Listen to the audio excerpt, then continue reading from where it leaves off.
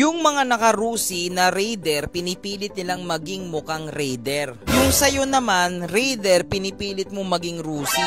Ha ha ha. Ewan ko kung anong mata meron ka, nagagandahan ka dyan sa mukhang Rusi concept. Ay, ang hirap magpaliwanag sa walang alam sa motor.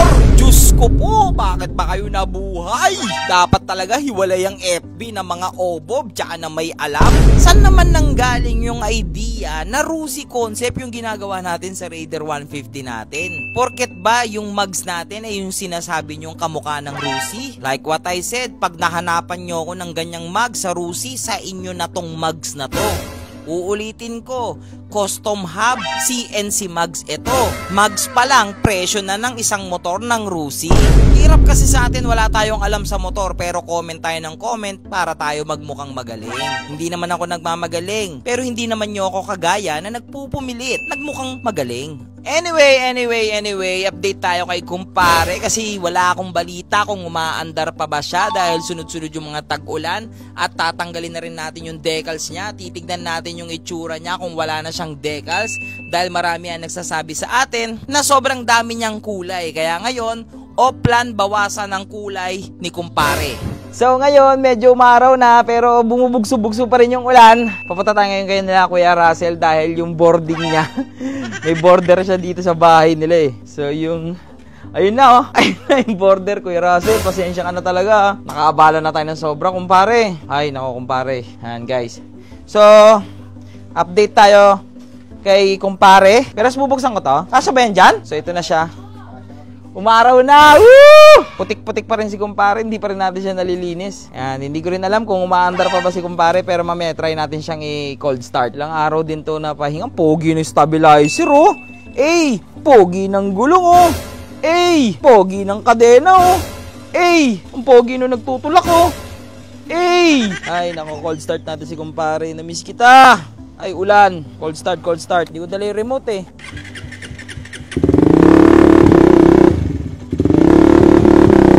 Hey!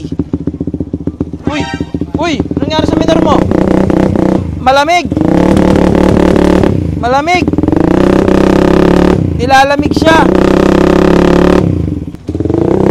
Ayan guys, so cold start muna tayo ha. Cold start lang muna.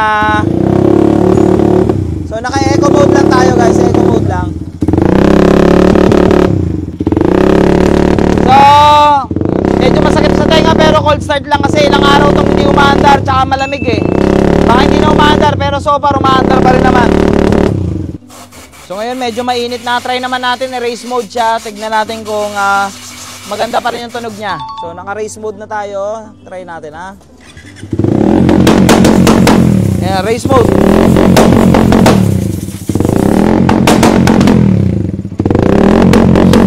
Okay, maingay guys. Patay na natin. So guys, mainit na siya. So, importante kasi nako-cold start natin yung mga gantong motor guys. Baka na-stack up to eh. Tapos ngayon, purpose talaga ng vlog natin. By the way guys, tignan nyo yung putik ni kumpare oh. Ay, baka Malaysian concept yan. Putik-putik. So mga kalusuper natin, sununod ko na ang payo ninyo. Tanggalin ang decals. Tipan, sorry ah. Yan, sobrang solid na ng decals mo.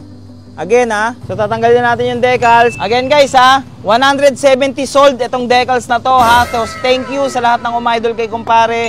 Pinagaya yung decals sa motor ninyo. Maraming salamat. Pero guys, itong decals na to is signing off. Sorry, signing off na tayo. Ang ganda pa naman ng decals natin, signing off na. Hindi ka man umabot ng isang buwan, palit ka na.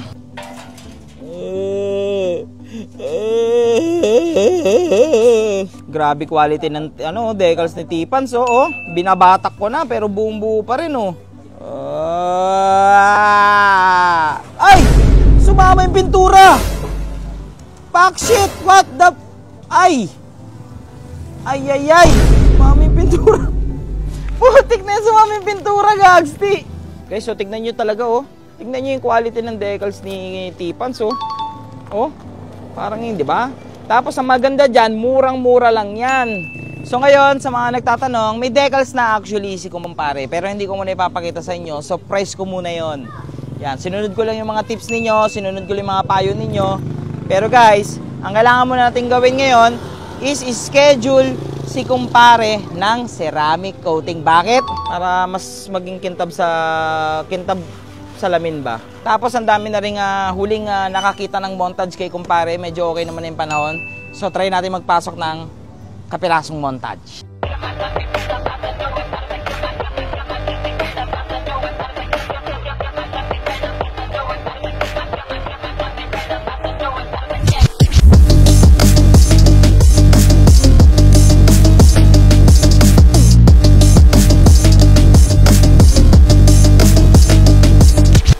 So ayan na.